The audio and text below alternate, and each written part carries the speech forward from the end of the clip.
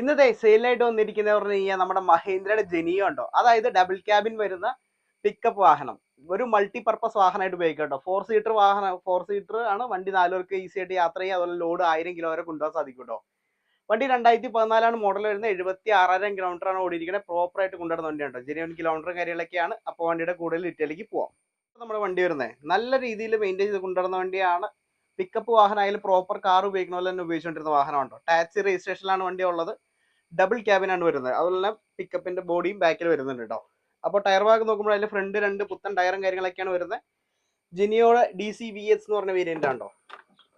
വണ്ടിക്ക് 4 door power window, power steering, AC ഉൾപ്പെടെ features വരുന്നുണ്ട്. സ്റ്റീരിയോ ഒക്കെ ഇൻബിൽറ്റ് കമ്പനി സ്റ്റീരിയോ ആണ് വരുന്നത്. 2 പേർക്ക് ഫ്രണ്ടിലും 2 പേർക്ക് ബാക്കിലും ഇരിക്കാം കേട്ടോ. അപ്പോൾ ഇതാണ് വണ്ടിയുടെ ഇന്റീരിയർ വരുന്നത്.